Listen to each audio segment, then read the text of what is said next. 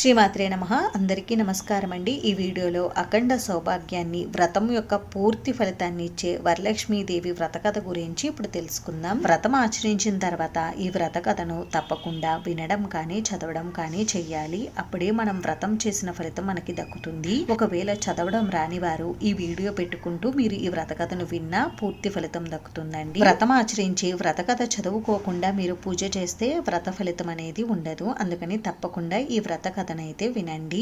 అత్యంత భక్తి శ్రద్ధలతో ఈ వ్రత కథను విన్నా చదివినా అఖండ సౌభాగ్యం, సిరి సంపదలు, అష్టైశ్వర్యాలు, ఇంకా వ్రతం చేసిన ఫలితం మనకి శీఘ్రంగా కలుగుతుంది. ఈ వ్రత కథ వినడానికి ముందుగానే మీరు పూజలో తోరగ్రంథి పూజ పూర్తి చేసుకుని తోరాన్ని చేతికి కట్టుకోవాలి. ఆ తర్వాత చేతుల్లోకి కొన్ని అక్షింతలను తీసుకుని అక్షింతలను చేతుల్లో గట్టిగా పట్టుకుని మీరు ఈ వ్రత కథను శ్రద్ధగా అయితే వినాలి. శ్రీ వరలక్ష్మి వ్రత కథ ప్రారంభ.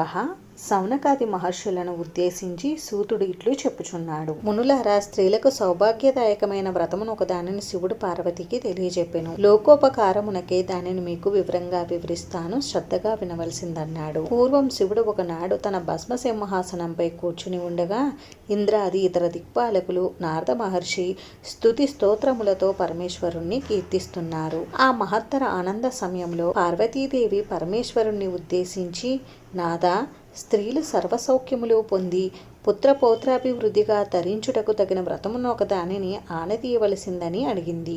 అందుక త్రినేత్రుడు మిక్కిలి ఆనందించిన వాడై, దేవి, నీవు కోరిన విధంగా స్త్రీలను ఉద్ధరించే వ్రతం ఒకటి ఉన్నది. అది వరలక్ష్మి వ్రతం.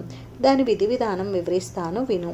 శ్రావణ మాసంలో పౌర్ణమికి ముందుగా వచ్చు శుక్రవారం నాడు ఈ వ్రతము చేయవలనని పరమేశ్వరుడు పార్వతికి చెప్పెను. అప్పుడు పార్వతీదేవి, దేవా, ఈ వరలక్ష్మి వ్రతమునకు అధిదేవతగా ఎవరిని చేసిరి? ఈ వ్రతమును చేయవలసిన విధి విధానమును తెలియజెప్పమని పార్వతి అడిగింది పరమేశ్వరుణ్ణి. అప్పుడు పరమేశ్వరుడు, ఓ కాత్యాయిని, ఈ వరలక్ష్మి వ్రతమును వివరంగా చెబుతాను, భక్తి శ్రద్ధలతో విను. పూర్వకాలంలో మగధ దేశంలో కుండినము అనబడు ఒక పట్టణం ఉండేది. ఆ పట్టణము బంగారు కుడ్యములతో రమణీయముగా ఉండేది. ఆ పట్టణంలో చారుమతి అనబడు ఒక బ్రాహ్మణ స్త్రీ ఉండేది. ఆమె మిగుల సుగుణవతి, వినయ విధేయతలు, గౌరవాలు గల యోగ్యురాలు. ఆమె ప్రతిరోజు కూడా ప్రాతకాలాన నిద్రలేచి భర్త పాదాలకు నమస్కరించుకుని ప్రాతకాల గృహకృత్యాలు పూర్తి చేసుకుని అత్తామామలను సేవించుకుని మితముగా సంభాషిస్తూ జీవిస్తూ ఉండేది. వరలక్ష్మి వ్రతానికి అధిదేవత అయిన వరలక్ష్మీదేవి ఒకనాటి రాత్రి సమయమున చారుమతికి కలలో సాక్షాత్కరించి, ఓ చారుమతి, నీ అందు అనుగ్రహము కలిగిన దానను, ఈ శ్రావణ పౌర్ణమి నాటికి ముందు వచ్చు శుక్రవారము నాడు నన్ను పూజింపుము. నీవు కోరిన వరాలను కానుకలను ఇచ్చేదనని చెప్పి అంతర్ధానమయ్యింది. అప్పుడు చారుమతి అత్యంత ఆనందమును పొంది, హే జనని, నీ కృపా కటాక్షములు కలిగిన వారు ధన్యులు. వారు సంపన్నులుగా విద్వాంసులుగా అయ్యెదరు. ఓ పావని, నా పూర్వజన్మ సుకృతము వలన నీ పాదదర్శనము నాకు కలిగింది అని పరిపరి విధాల వరలక్ష్మీదేవిని స్తుతించింది. చారుమతి మేల్కొని అదంతా కలగా గుర్తించి తన కలను భర్తకు, అత్తమామలకు తెలియచెప్పింది. వారు మిక్కిలి ఆనందించిన వారై చారుమతిని వరలక్ష్మీ వ్రతమును చేసుకోవలసిందని చెప్పారు.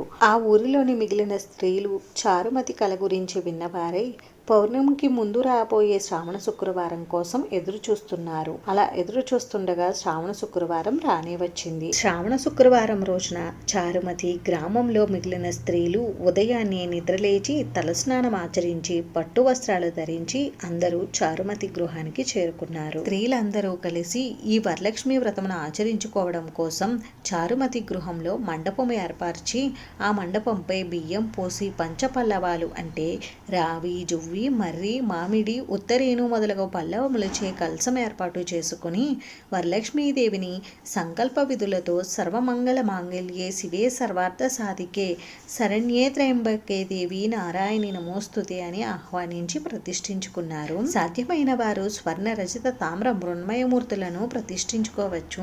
అమ్మవారిని షోడశోపచార విధులతో పూజించారు.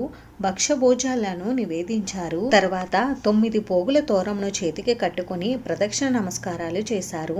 మొదటి ప్రదక్షిణ చేయగానే కాళ్ళకు అందియలు గల్లుగల్లుమని మ్రోగాయి.